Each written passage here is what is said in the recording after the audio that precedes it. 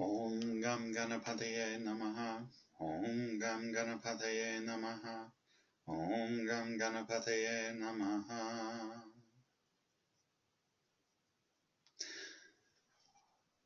Happy 2018. My name is Bill Sinclair, and I'm going to be sharing with you a few of the ideas I have about what the stars hold for us in the coming year.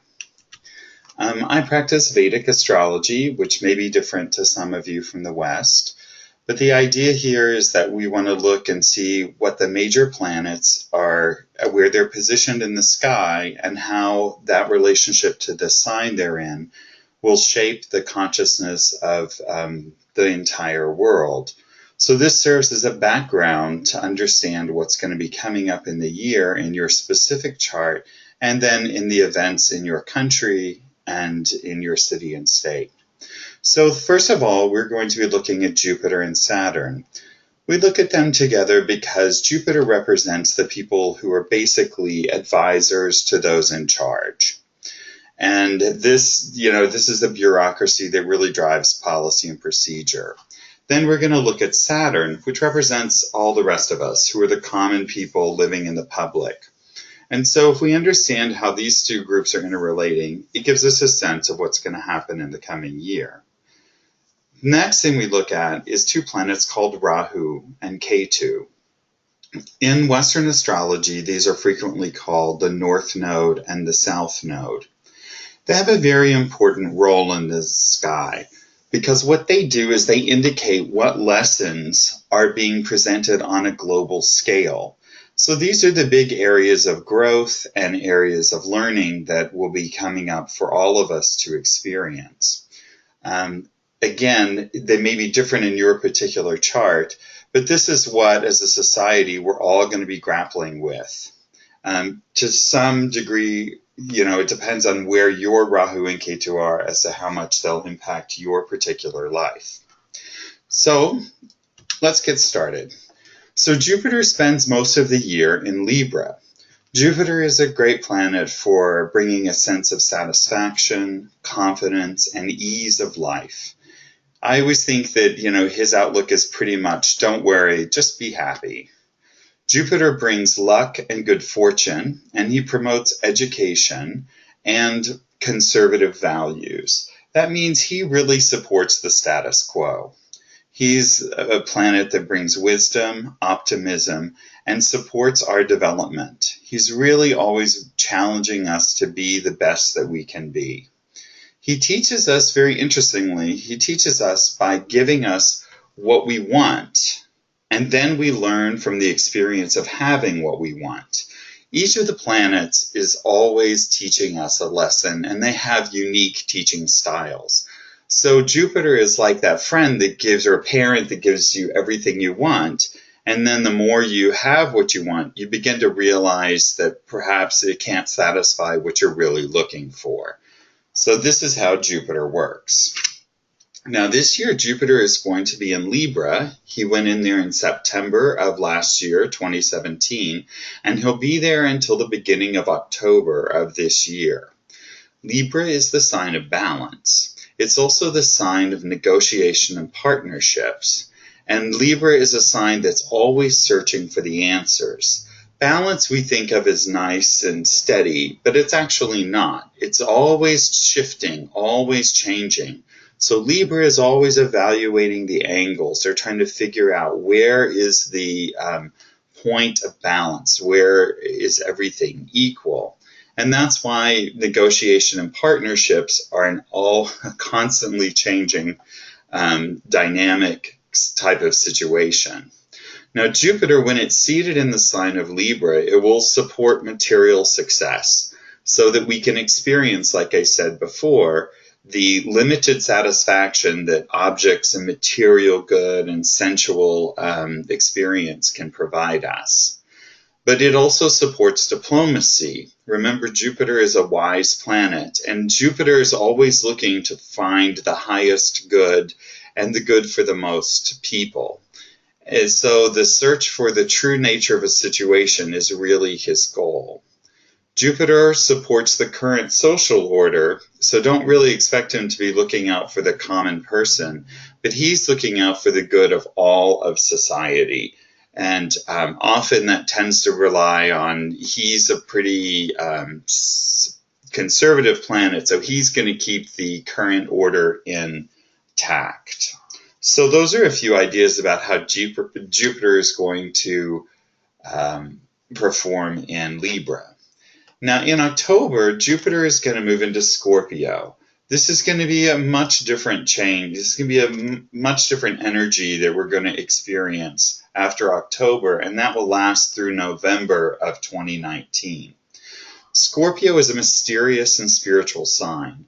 It teaches us that we must disconnect from the ups and downs of the material world in order to find really any lasting peace of mind. You know, Jupiter in Scorpio has the power to awaken our inner strength, which arises as a result of suffering, emotional turmoil, and often loss. Jupiter gives us the confidence that we can succeed in overcoming these challenges. Now, Jupiter in Scorpio can lead us to overindulge in negative coping skills like food, sex, drinking, television, etc. But if we practice yoga, meditation, just, mindfulness, calming exercises, you may get a great improvement over the next year. The key is to go inside yourself and to strive to rise to the higher consciousness of any situation. Saturn is going to be in Sagittarius throughout all of 2018. Saturn is the opposite force of Jupiter. He represents contraction, limits, often worry, and repressed anger, and he moves very slowly. His job is to delay success so that we have the opportunity to develop patience and persistence. These qualities help us to reduce impulsivity, and they allow us to become more grounded. The risk, however, is that we can feel stuck and depressed. We must remember that these prolonged periods of stress are necessary for us to really achieve deep spiritual growth. Saturn represents the common person, and he supports democracy and impartiality. Saturn treats everyone the same. No one gets special treatment. And so, as you can see, this can be a very challenging energy, but ultimately it can provide great growth and enhancement. Now, Saturn is going to be seated in Sagittarius. He moved in there October 26th of 2017, and he's there for a very long time until January 24th of 2020. Saturn usually spends about 2.5 years in a sign, so you can see how his slow movement really can induce long-term change, because we start to get the influence in one area of our life for a couple years. Sagittarius himself is the spiritual warrior. Here is where we begin our quest to rise to a higher conscious level. And it's in Sagittarius that we have to release our animal desires to embrace higher ideals. That's why he's half man and half horse. So that this is what this is all about, is rising to the higher mind and letting go of our more base nature. Saturn leads us to enact principles of Dharma, which basically means duty and right action.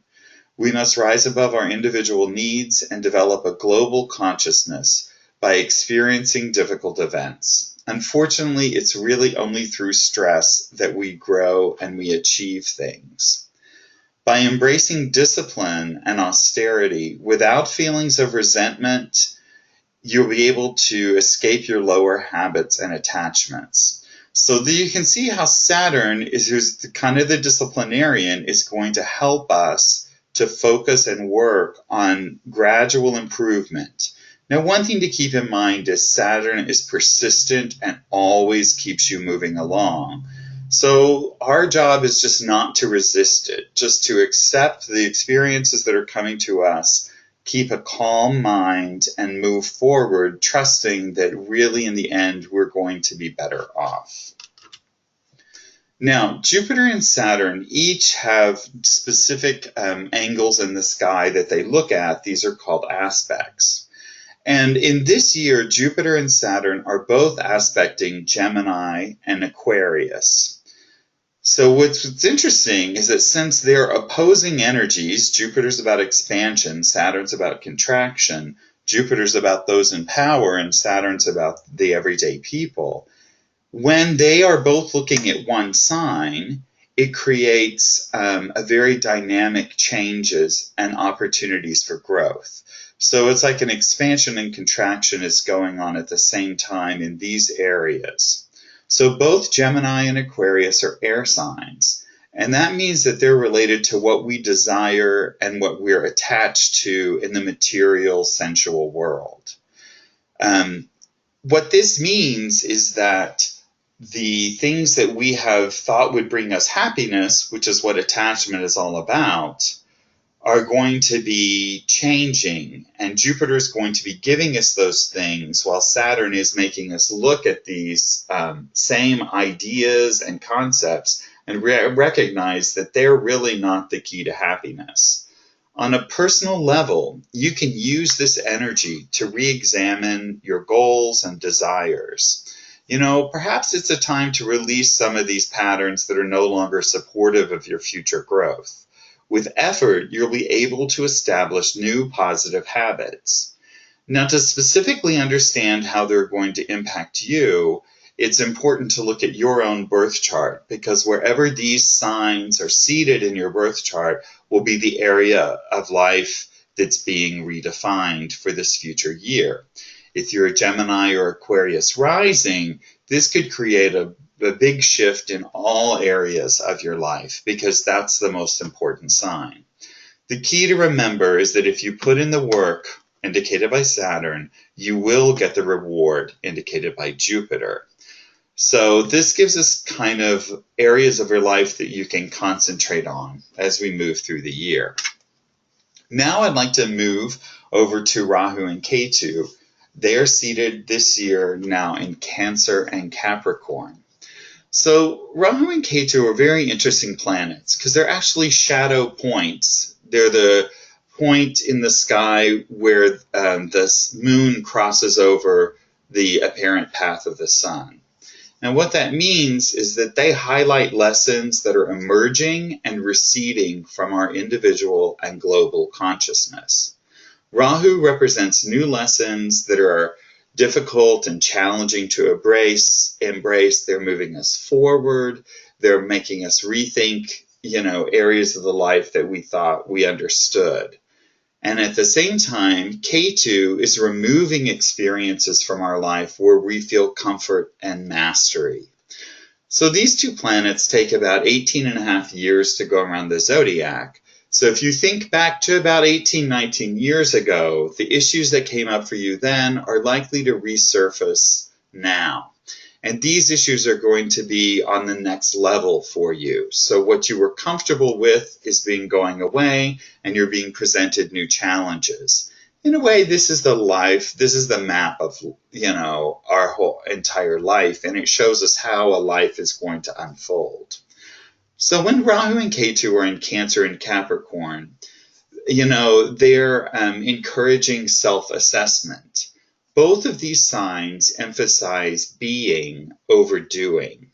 There's a natural rhythm to the movement of Rahu Ketu where we focus on externalizing doing things, and then we experience what are those results, and that's how we experience internalizing what's happened to the world. You reassess, and then you'll express them again.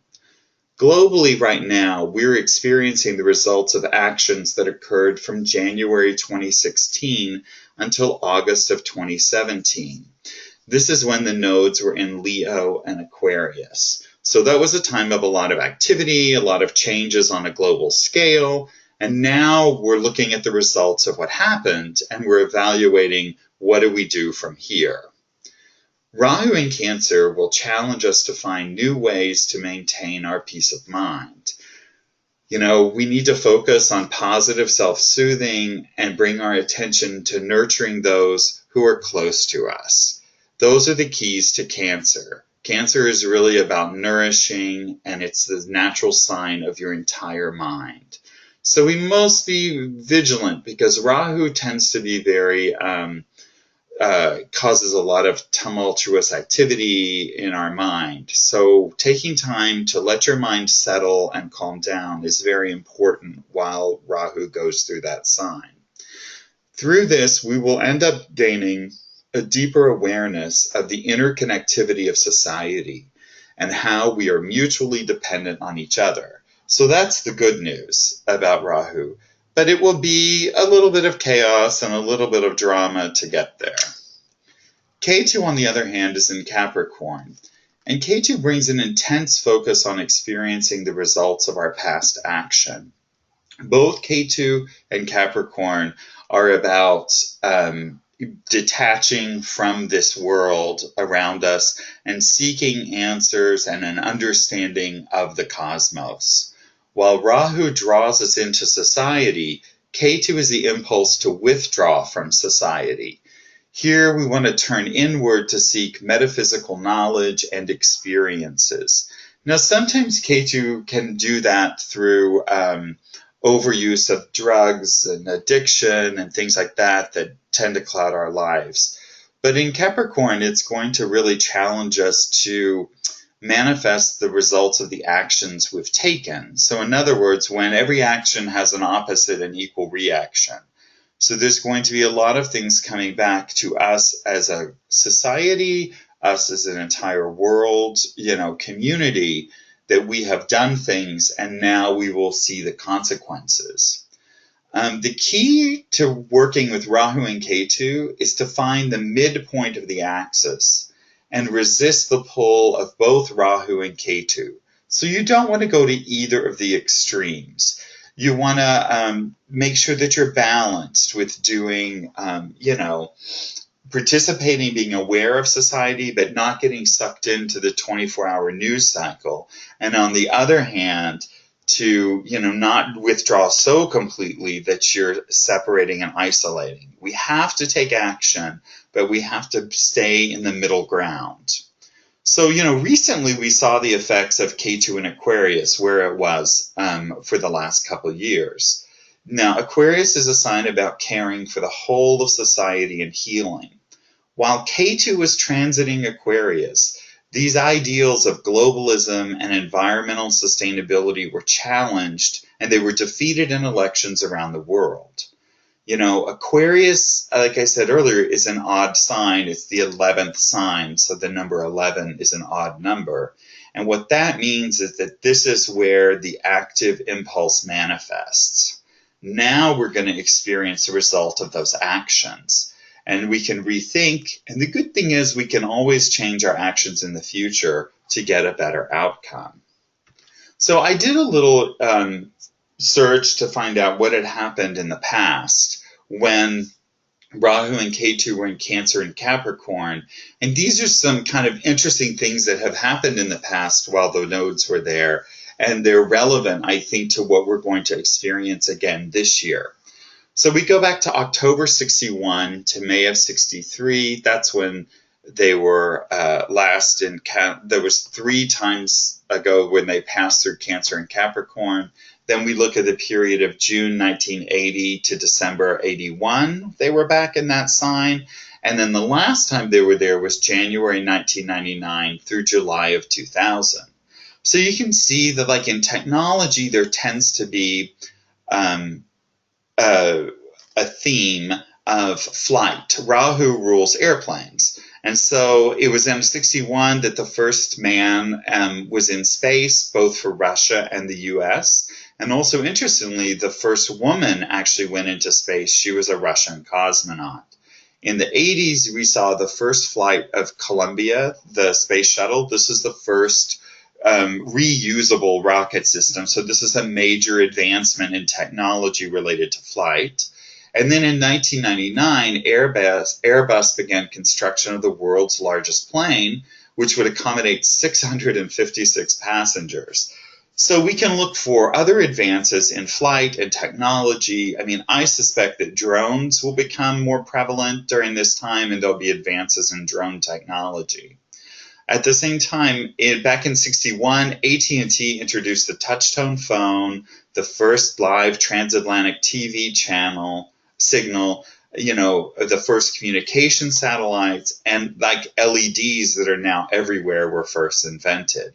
So there's an idea about communication as a thread that's going to be emerging for us.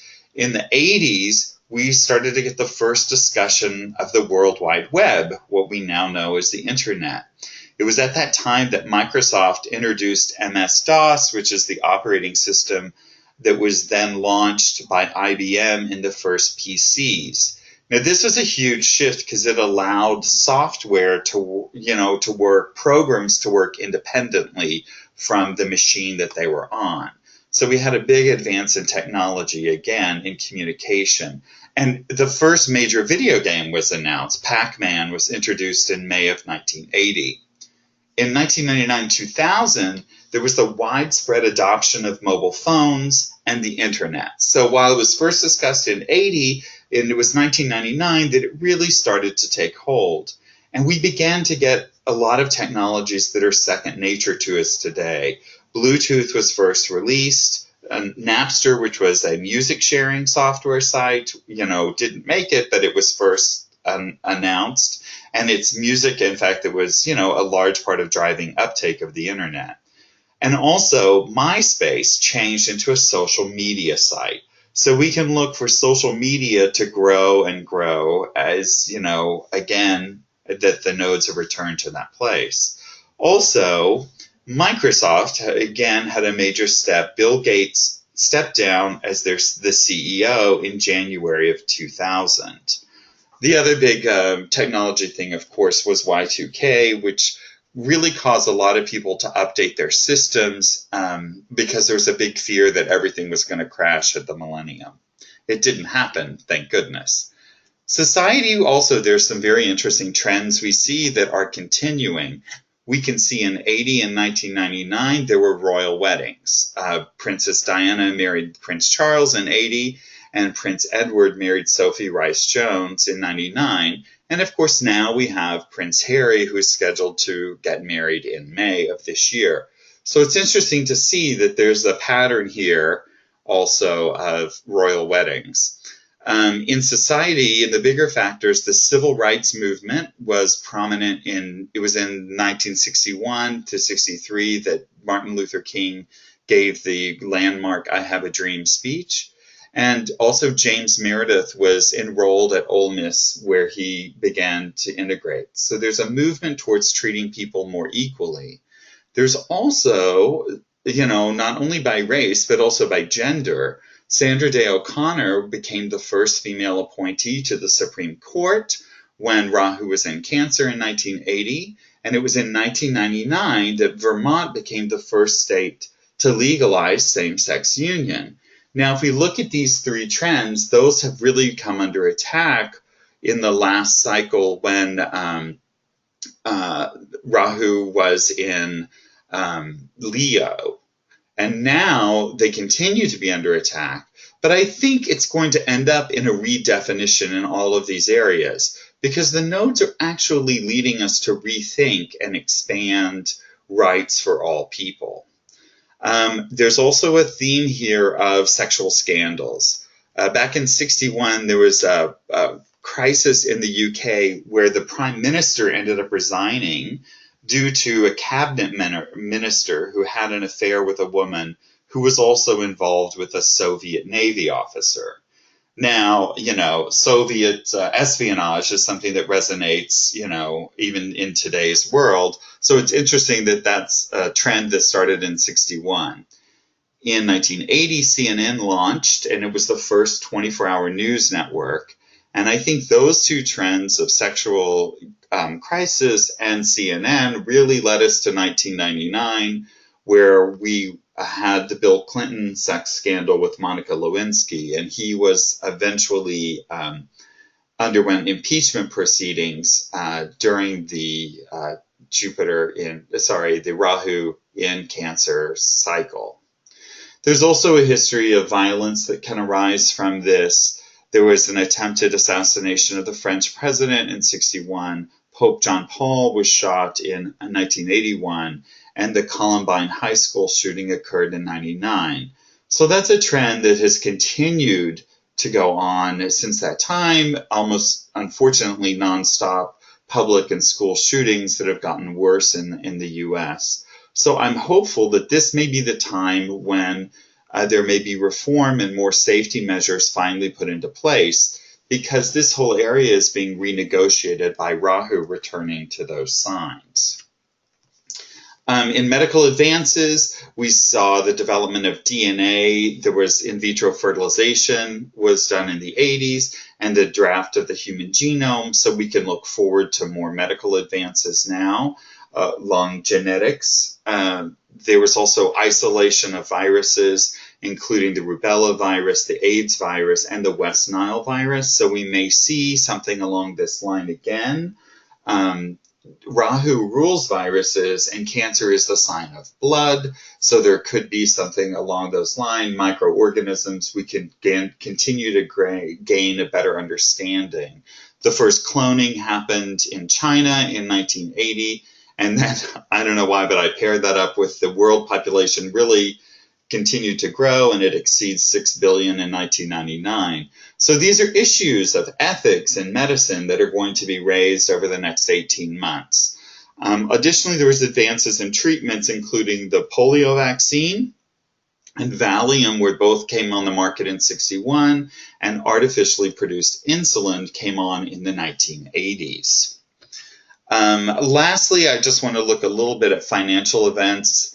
It was interesting to note that in 1961, Walmart, Kmart, and Taco Bell were all founded, major brands that continue to persist today. And I think in Walmart and Kmart, there's something about the discount is the bulk buying, and which, leads us to overindulge in material things at this time. There was a recession in 1980, which lasted from July of 81 through November 82. And in 1999, we see that the Dow Jones reached an all-time high. And then in March of 2000, the dot-com bubble burst. So you can see that there's going to be kind of dramatic ups and downs. This is being stabilized a little bit in this cycle by Jupiter's presence in Libra, but when that moves off in October, we may see a little more of the volatility. Also, I noted that there was, in the social consciousness movement, there was a very well-read book by Michael Harrington called The Other America, which was really an expose of poverty and want in the United States. Certainly, this is an issue that's coming up again more and more, that the average people are not doing well. And there was huge deregulation in 1981 that led to the savings and loan crisis in the mid-1980s. So again, we're seeing a lot of deregulation in our government, and that's a trend we've seen before, so we'll see how that plays out. Basically, what I want to share with you is the major trends I see for 2018 is that the world will begin to process the results of the global rise of nationalism. This is Rahu, Ketu in Cancer and Capricorn. The idea that we are all connected and have a duty to share for each other will become more popular and accepted by the masses. Our strength really comes from diversity. Rahu represents the outside, and moving in Cancer means that the outsider can become part of our family. Ketu likewise also represents those who are outside of society. So foreigners, immigration, all these issues that have been coming up are really going to have resolution over the next 18 months. Financial, housing, and business sectors will continue to expand this year with the normal ups and downs. And after 3 years of emotion, frustration, and confusion, the common people will begin to recognize that they must take personal action to promote truth and justice for everyone. We need to engage critical thinking, we need to evaluate all of our news sources, and we need to avoid dogma and deception. I hope that this will give you some ideas to think about as we face the coming years. If you have questions, you can email me at bill@billsinclair.com. And of course, as always, if this is is of interest to you about how it may play out in your particular chart, please email me and I'm available for personal consultations. Thank you.